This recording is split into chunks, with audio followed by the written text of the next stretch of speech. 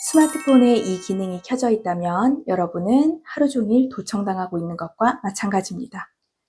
스마트폰의 감시를 피하시려면 이 영상에서 알려드리는 대로 따라하시면 됩니다.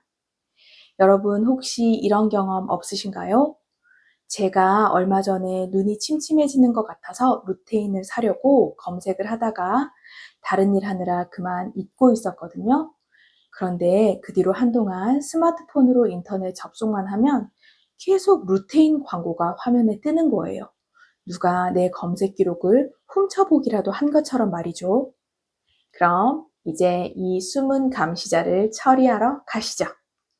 먼저 스마트폰 화면에 톱니바퀴 모양의 설정으로 들어가 주세요. 설정 화면을 아래로 내리다 보면 보안 및 개인정보라는 부분이 보일 거예요. 여기를 클릭해 주세요. 여기서 화면을 조금 아래로 내리시면 기타 개인정보 설정이라는 게 있습니다. 여기로 들어가 주세요. 화면 아래쪽에 권한 관리자가 보이시나요? 이 권한 관리자를 클릭하시면 지금 내 스마트폰에서 어떤 앱이 어떤 기능을 사용하고 있는지를 확인하실 수 있습니다. 우리가 여기 들어온 건 감시자를 찾으러 온 거니까 어떤 기능 위주로 살펴보면 될까요? 맞습니다. 내 소리를 엿듣는 귀, 엿보는 눈을 찾아야겠죠? 바로 마이크와 카메라, 사진 및 동영상, 파일 및 미디어 기능입니다. 이 기능에 대한 접근 권한만 막아도 중요한 정보가 새어나가는 건 거의 다 막을 수 있습니다. 이 권한들은 꼭 필요한 곳에만 허락을 해주시고 가능하면 앱 사용 중에만 허용으로 해주시면 됩니다. 예를 들면 카카오톡 같은 경우는 음성으로 자판을 입력하는 경우도 있고 우리가 사진이나 파일도 보내기 때문에 마이크와 카메라 기능 같은 것들을 허용해야겠죠? 하지만 쇼핑몰 같은 사이트에서 마이크나 사진 및 동영상 앨범을 볼 수 있는 권한은 줄 필요가 없을 것 같습니다. 마이크 권한 같은 경우는 앱 사용 중에만 허용으로 하시거나 내가 음성으로 뭔가를 입력할 일은 없는 앱이다 싶으시면 허용 안 함으로 설정해 주세요. 사진, 동영상 권한도 마찬가지예요. 이 권한은 그 앱이 내 스마트폰 앨범을 들여다볼 수 있게 허락해주는 권한이라서 사진이나 동영상을 전송하는 앱이 아니라면 허용 안 함으로 하시는 걸 추천해 드립니다. 다음은 카메라 권한입니다.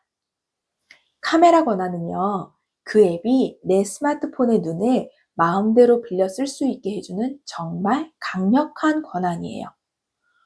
이 카메라 권한은 정말 꼭 필요한 앱에만 허용해 주셔야 해요. 이 권한이 어느 정도냐면요. 제가 저희 아이들 핸드폰에 깔아준 핸드폰 제어 앱에 이 카메라와 마이크 권한이 있거든요. 아이가 연락이 안 돼서 걱정될 때 제어 앱을 켜면 저는 아이들 주변 소리도 다 들을 수 있고요. 아이 핸드폰 카메라를 이용해서 아이 주변 상황을 바로 볼 수도 있습니다. 핸드폰 카메라가 강제로 켜져서 화면을 저한테 보내주는 거죠. 이런 대단한 권한을 막 주기는 좀 무섭지 않으신가요? 그러니 이런 권한들은 필요하다면 앱 사용 중에만 허용으로 해주시고 필요 없다 싶으시면 허용 안 함으로 설정해 주세요. 그런데 이미 준 권한은 어쩌나 싶으시죠? 다 바꾸는 방법이 있습니다. 같이 한번 해보실까요? 권한 관리자 탭에서 저는 마이크를 누가 쓰고 있나 살펴볼게요. 당근마켓에 마이크 권한을 줄 필요는 없을 것 같아요. 이제 허용 안 함으로 바꾸겠습니다. 그 아래 당근마켓 권한 모두 보기 하시면 이 앱이 어떤 권한을 가지고 있는지 살펴볼 수 있어요. 여러분의 스마트폰 앱 권한들도 하나씩 살펴보시고 권한을 다시 부여하시는 것을 추천드립니다. 이제 새로운 앱을 깔면서 과도한 정보를 줄 걱정은 없어졌습니다. 그럼 이게 끝일까요? 아닙니다. 스마트폰의 다른 설정들을 통해서도 정보는 빠져나갈 수 있습니다. 어떻게 막아야 할까요? 저를 따라 다음 단계로 가보시죠. 설정에서 구글을 찾으시고 여기로 들어가 주세요. 우리는 여기서 3가지 설정을 통해 튼튼한 울타리를 칠 예정입니다. 자, 구글로 들어오시면 이러한 화면이 보이는데 여기서 상단 오른쪽에 모든 서비스를 클릭합니다. 화면을 아래로 내리면 개인정보 보호 및 보안이라는 메뉴가 있죠? 첫 번째 울타리 쳐보겠습니다. 여기에서 공유 데이터를 사용하여 맞춤 설정이라는 항목으로 들어갈게요. 이 항목이 바로 내가 공유한 데이터를 가지고 맞춤으로 광고를 보내주는 역할을 하는 곳입니다. 여기 설정 중에 메일과 기기연락처, 외부 미디어 부분의 설정을 해제해 줍니다. 이 항목은 구글이 여러분의 휴대폰에 있는 연락처, 사진, 동영상과 같은 것들을 마음대로 가져가서 분석할 수 있는 기능입니다. 아래에 보시면 작은 글씨로 구글 앱이 이러한 앱 및 기타 출처에서 공유하는 기기 내 데이터를 사용하여 더 나은 추천 및 제안으로 안드로이드 사용 환경을 개선하도록 노력한다 라고 써 있기는 한데 너무 찜찜하지 않으신가요? 구글 사용 환경을 개선하겠다고 내 사진첩에 있는 개인적인 사진들과 연락처까지 내놓는 건 득보다는 실이 더 큰 것 같습니다. 이제 2번째 울타리 치겠습니다. 화면 왼쪽 상단에 뒤로 가기 화살표를 클릭해 주세요. 이번에는 아래에 있는 광고로 들어가 주시면 됩니다. 이 기능은 나의 검색 기록, 입력한 내용, 심지어는 마이크로 엿들은 대화 내용까지 활용해서 맞춤형 광고를 표시하는 기능입니다. 제가 루테인을 한번 검색하고 나서 계속 카카오톡 상단 광고란이나 쿠팡 같은 쇼핑몰 화면에서 루테인이 떴었던 게 바로 이 기능 때문이었던 것 같아요. 광고 아이디는 마치 위치 추적 장치처럼 정보 추적기가 되어서 여러분이 어떤 앱을 쓰는지, 어떤 광고를 클릭하는지, 어떤 정보를 검색하는지를 기록하고 광고 회사들은 이런 것들을 이용해서 맞춤형 광고를 보여주는 거예요. 이제 이 정보 추적기를 좀 떼어내 보시죠.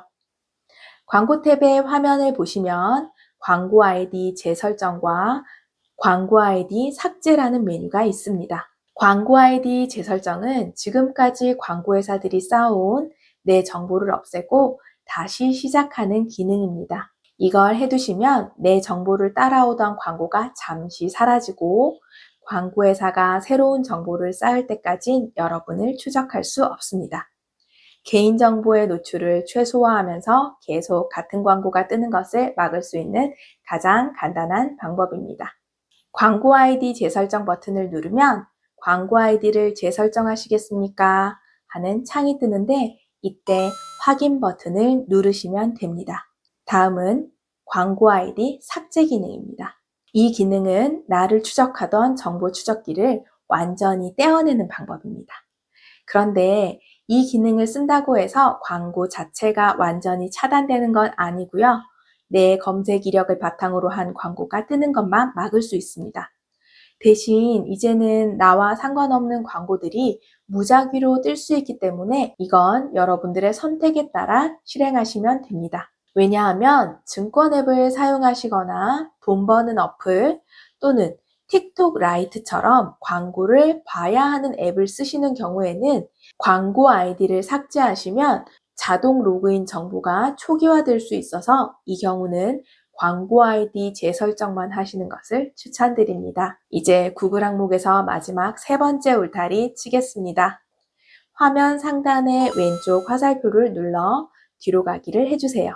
이번에는 사용 및 진단 부분으로 들어가 주세요. 이 사용 및 진단 메뉴를 비활성화 하겠습니다. 이 기능은 여러분이 어떤 앱을 자주 사용하시는지, 어떤 때 핸드폰이 느려지고 오류가 나는지에 대한 정보를 구글로 보내는 기능입니다. 이 설정을 계속 켜두시면 스마트폰은 내가 배터리를 얼마나 쓰는지, 어떤 앱을 얼마나 자주 사용하는지, 와이파이나 블루투스 환경은 어떤지에 대한 정보를 계속 가져갑니다. 구글은 이러한 정보를 가지고 스마트폰 사용 환경을 개선하겠다고는 하지만 저는 이 설정 끄시는 것을 강력하게 추천드려요. 왜냐하면 이런 개인의 스마트폰 사용 습관과 기기 상태 정보를 구글에게 넘겨주는 것은 얻는 것에 비해 너무 큰 대가를 치르게 되는 것이거든요. 은행 창구에서 여러분께 딱 맞는 금융 상품을 소개해 주겠다면서 여러분 가정의 수입 지출 내역을 다 보겠다고 하는 거나 마찬가지인 거예요. 이렇게 듣고 보니 좀 과하다 싶으시죠? 그러니 이 기능은 반드시 꺼주세요. 이 기능을 끄시면 필요 없는 일을 덜 하다 보니 스마트폰 배터리도 절약되고 기기 속도도 향상될 수 있습니다. 허술했던 정보의 담장을 새 겹으로 튼튼하게 고쳤으니 이제 정말 끝일까요? 담장을 3중으로 치더라도 관리를 하지 않으면 결국 담장은 허물어지고 정보는 줄줄 새나가게 될 겁니다. 힘들여 정리했으니 꾸준한 관리가 필요하겠죠? 힘들게 다시 찾은 정보 보안을 유지할 방법을 소개해 드릴게요. 스마트폰에 보면 언젠가 한번 깔아서 쓰고는 쓰지 않는 앱들 많으시죠? 장기간 사용하지 않는 앱을 지우는 일은 스마트폰 용량도 확보하고 배터리도 아끼고 정보도 지키는 일석삼조의 효과를 가지고 있습니다. 먼저 설정을 누르시고 디바이스 케어로 들어가 보실게요. 화면 가운데에 저장 공간이라는 항목을 누르시면 저장 공간 관리가 나옵니다. 여기서 화면을 조금만 내리시면 사용하지 않는 앱이라는 항목 아래에 지난 한 달간 사용하지 않는 앱이 나옵니다. 여기를 눌러 들어가셔서 앱의 항목을 쭉 살펴보시고 안 쓰겠다 싶은 앱은 지우시면 됩니다. 혹시 쓸지도 모르는데 싶으신가요? 앱은 물건이랑 달라서 갖다 버려도 언제든 구글 플레이 스토어에서 다시 깔 수 있으니까 지금 사용하지 않는 앱은 지우셨다가 필요하실 때 다시 깔아서 저장 공간을 확보하시는 걸 추천드립니다. 일단 저부터 영상이 끝나고 나면 앱 좀 지워야겠네요. 안 쓰는 앱까지 지우셨다면 스마트폰을 대청소하신 거나 마찬가지예요. 앞으로 스스로 보안을 유지하는 습관을 가지신다면 개인정보 유출에 대한 걱정은 없겠죠? 매달 한 번 정도는 앱 권한을 점검하시고 안 쓰는 앱은 지워주세요. 광고 아이디도 분기별 한 번 정도는 재설정해 주시는 것을 추천드립니다. 그리고 새로운 앱을 깔 때는 요구하는 권한을 달라는 대로 다 주지 마시고 천천히 한번 보세요. 보시고 꼭 필요한 권한만 앱 사용 중에만 허용으로 주시는 걸 잊지 마세요. 오늘 여러분은 저와 함께 소중한 내 정보를 지키고 원치 않는 광고가 제공되지 않도록 내 스마트폰에 안전한 담장을 만들었습니다. 이제 여러분의 소중한 개인정보는 허락 없이 외부에 제공되지 않게 되었습니다. 여러분은 이제 여러분 가정의 개인정보 수문장이 되셨습니다. 축하합니다. 내 재산을 누가 지켜주지 않듯이 내 개인정보도 내가 지켜야 합니다. 이 정보들을 가족들이나 주변 친구분들에게도 전해주셔서 모두 안전한 스마트폰 생활하셨으면 좋겠습니다. 오늘 영상이 도움이 되셨다면 구독과 좋아요, 알림 설정으로 응원 부탁드립니다. 이 영상을 보시며 알게 된 그간 과도하게 제공했던 앱 권한은 무엇이 있었나요? 댓글로 공유해 주시면 다른 분들께 많은 도움이 될 것 같습니다.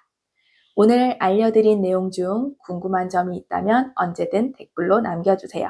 여러분의 생활에 도움이 될 또 다른 정보를 가지고 뵙겠습니다. 감사합니다.